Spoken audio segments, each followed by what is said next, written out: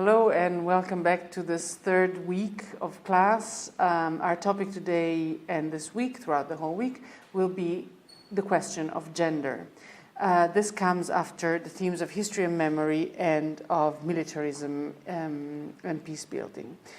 Now, first of all, let me introduce a very basic distinction between sex and gender. Sex is a biological given, while gender is a social construction. That's the first line. And gender usually refers to a social construction which has to do with the male-female distinction. So in this respect, gender is an expression of difference, but within a field of relations of power. According to Joan Scott, in her book Gender and the Politics of History, that you will find listed in your bibliography, gender, she wrote, is a constitutive element of social relationships based on perceived differences between the sexes. And gender is a primary way of signifying relationships of power. So in this respect, gender can be seen as the social and political organization of the sexual difference.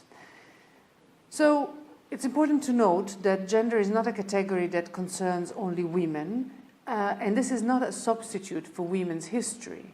It is a relational category that sheds light on the relation between men and women and at how power is articulated through these relations and differences. In this respect, and especially in history writing, gender is a perspective, is a tool that helps deconstruct historical narratives, which traditionally have been constructed on the experiences of males alone, or at least considering the experience of everyone according to the male experience, and therefore in a setting in which the male experience was considered to be normative. So, already for this reason, the gender perspective favors a comparative history, as it necessarily goes beyond histories written through a national prism. For example, a gender perspective could help decode or deconstruct dynamics that run along the binary equation of patriarchy and matriarchy, or militarism and nationalism. A gender perspective could be extremely useful in studying societies, starting from sexuality, reproduction, the question of population control, which in the case of the Israeli-Palestinian conflict is extremely important. And the last point is also very important. Gender can help in taking into account dynamics of family life and honor. Think about the honor killings among the Palestinian population of Israel, or think about what we've mentioned in our introduction, that civil society was placed in between the family on the one hand and the state on the other. In certain occasions, the state was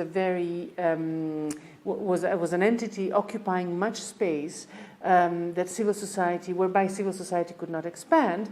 In certain other cases, the family was taking up much of the space that civil society could have occupied in order to promote political transformation and peace building. So, the perspective of gender is really a very interesting one. And one, as I mentioned, should define, or distinguish between women's history and gender history. However, the discipline first started as putting forward the history of women, and then only later it became a more articulated discipline. A scholar called Denise Candiotti, that you will find in your reference list, speaks of three phases through which the discipline evolved. The 1970s is phase one. And here there were two focuses: combating the androcentric bias in social theory and in history, and establishing altogether the field of women's studies. In fact, it was thought at the time, and still is, history written only from a male perspective represents a weakness in the discipline. or only keeping into account the male narrative. So this clearly does not concern only history, but also anthropology, economics, psychoanalysis, sociology, political science. Each of these and many other disciplines at the time was criticized for being built or for being studied or presented, often by men, only relying upon the male experience as normative, to the exclusion of the female one. In the 1980s, this critique had reached the point of a critique, of an epistemological critique, meaning the very way in which science constructs knowledge is gendered. And so I will not quote this slide that you will be able to see on your screen now, but as you can see from these titles, in history, anthropology, psychoanalysis, economics, sociology, and political science, the subjects I mentioned earlier, a whole new series of books started to appear, which started to present accounts of the role of women in all these, in various situations. For example, in anthropology, Rosaldo Lamphir wrote a groundbreaking book entitled Women, Culture and Society. In psychoanalysis, Mitchell wrote Psychoanalysis and Feminism, and so on. You can familiarize yourselves with these groundbreaking texts. Now, this was phase one.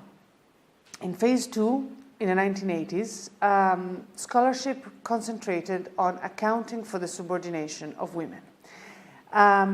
Feminism was, liberal feminists at the time looked for the causes of women's subordination in the customary and legal constraint, those constraints that blocked access to women to the public domain, and started to look at prejudices and stereotypes, and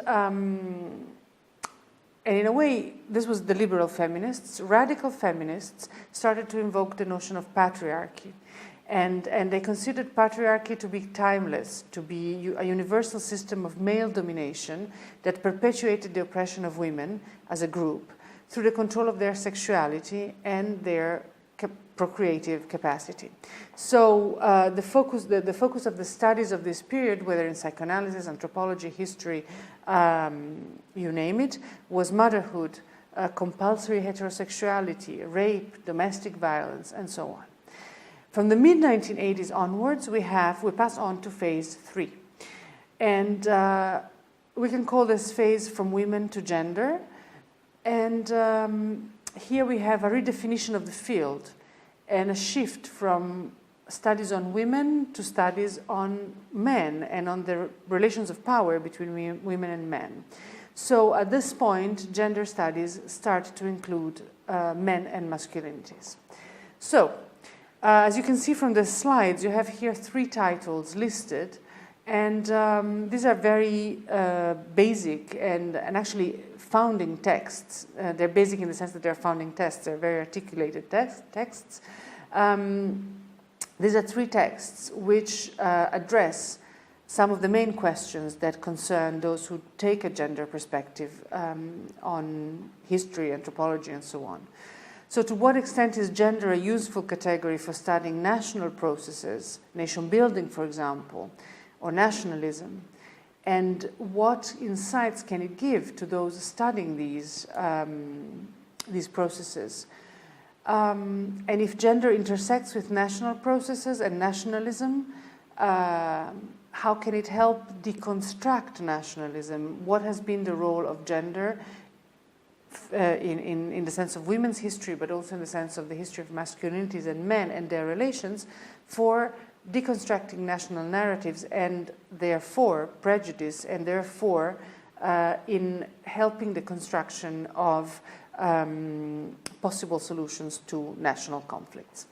So in the slides for this week, you will see a number of presentations that concern the role of women mainly in deconstructing the conflictuality between Israeli and Palestinian women. There will be a presentation on a women's association called Mahsom Watch of women that stand at checkpoints and report on their website on what has been going on.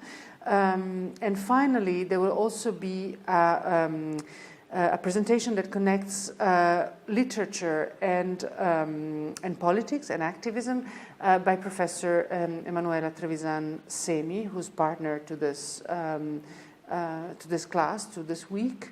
And finally, there will be a presentation on gay activism as relations of power and the construction of the Israeli-Palestinian enmity. So stay tuned, and I'll see you with the slides on voiceover. Thank you.